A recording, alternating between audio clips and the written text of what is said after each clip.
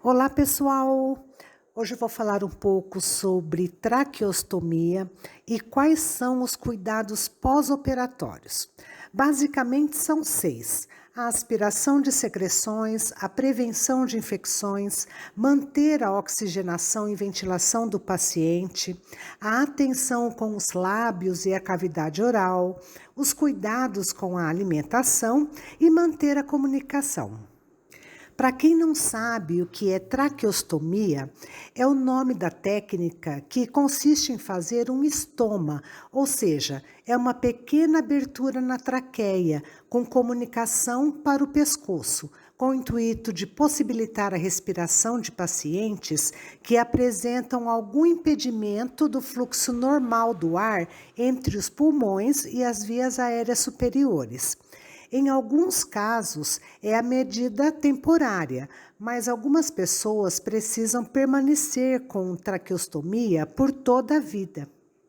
Pacientes com determinados tumores das vias aéreas superiores, por exemplo, tumores obstrutivos de faringe e laringe, tendo ou não passado por cirurgias da região da cabeça e pescoço, bem como aqueles que permanecem em intubação orotraqueal para ventilação mecânica prolongada, pessoas com malformações das vias respiratórias, além de situações de obstrução aguda por emergências, como trauma, corpo estranho, queimaduras graves, todos eles podem precisar realizar uma traqueostomia.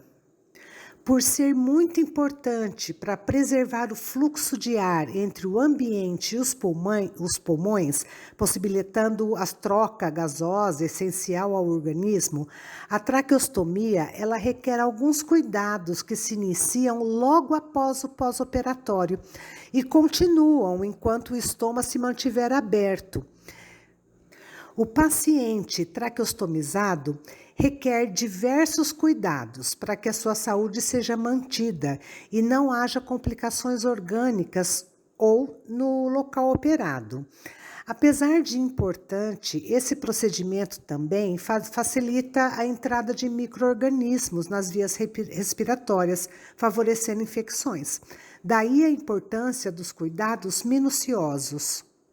Logo no primeiro momento, existe tendência para o paciente se sentir ansioso ou apreensivo, afinal haverá restrições de comunicação e ele pode ter medo de ficar asfixiado. Sendo assim, imediatamente após a realização do procedimento, é preciso manter uma vigilância constante e seguir os procedimentos que eu vou falar agora. A primeira é a aspiração de secreções. Logo após a realização da traqueostomia, é esperado que haja um processo inflamatório local, pelo procedimento e pela doença de base, fazendo com que aumente a quantidade de secreção. Por esse motivo, é importante que seja feita a aspiração adequada e periódica das secreções, nesse início, para evitar que a mesma se acumule e perpetue a situação, podendo até levar a obstruções do fluxo aéreo. A atenção deve ser redobrada com os pacientes que não estão conscientes ou não conseguem se comunicar de forma adequada. Nesse caso, sinais como respiração ruidosa, aumento da frequência respiratória e do pulso podem indicar necessidade de fazer a aspiração. Os demais pacientes podem sinalizar para o enfermeiro ou cuidador, avisando que é preciso aspirar o local. Além disso, existem alguns que conseguem tossir e por isso expulsam essas secreções, não havendo necessidade de fazer aspirações tão constantes. A traqueostomia também aumenta o risco de infecções por reduzir as defesas naturais do organismo. Normalmente, o ar que respiramos entra pelo nariz, onde é filtrado pelas fibriças e na cavidade nasal, além de ser aquecido e umedecido. Com a traqueostomia, esse trajeto se perde, dando um acesso direto do ar com impurezas e micro-organismos aos pulmões.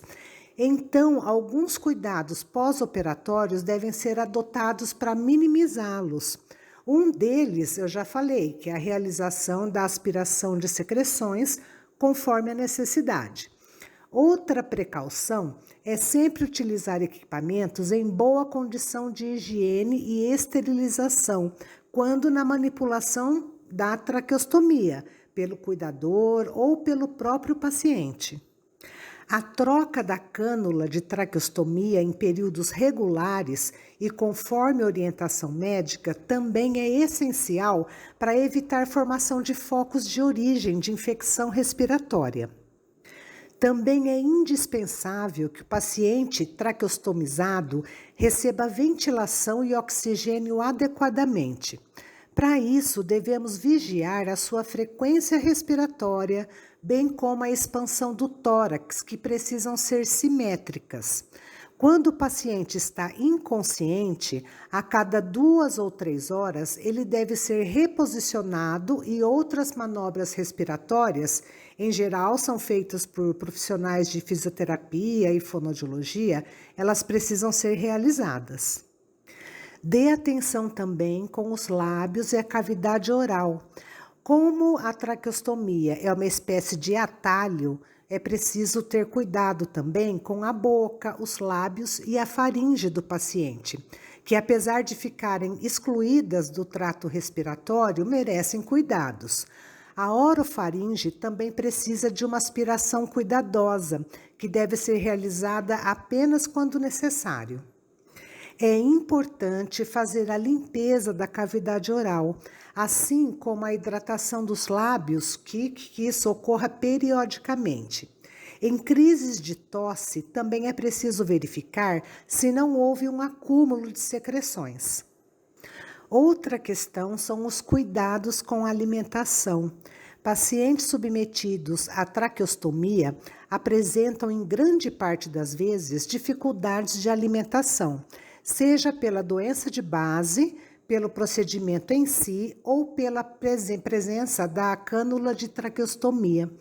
Por esse motivo, é essencial seguir as orientações do seu médico e do fonoaudiólogo quanto à ingesta alimentar, a consistência da dieta, manobras alimentares e outros cuidados, evitando que comida e líquidos cheguem aos pulmões e levem a quadros de pneumonia aspirativa.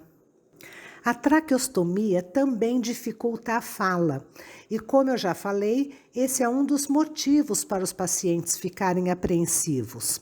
Entretanto, quando estão conscientes, existem outras maneiras de promover a comunicação com eles e isso deve ser incentivado. A comunicação pode ser realizada utilizando aparelhos eletrônicos, como um tablet ou computador. E ainda pode ser adotado um método mais simples, com papel e caneta. Na hora de fazer perguntas, o ideal é que elas sejam diretas e possam ser respondidas com sim ou não, possibilitando ao paciente de apenas acenar. Para pacientes laringectomizados, alternativas de fala com a laringe eletrônica, a voz esofágica e a válvula fonatória são de grande valia. As interações sociais devem ser sempre incentivadas, com inclusão do paciente traqueostomizado nos ambientes cotidianos, para que ele não se isole do mundo. Os objetivos dos cuidados pós-operatórios da traqueostomia são manter a boa respiração do paciente, trazer mais conforto para ele e evitar possíveis complicações. Essas medidas são fundamentais para que ela traga apenas benefícios e que esse período com o estoma seja mais tranquilo. Se você gostou do vídeo, peço que deixem o seu curtir, compartilhe para quem precisa ouvir isso e deixe nos comentários se você conhece alguém que já passou por essa experiência. Até o próximo vídeo. Tchau, tchau.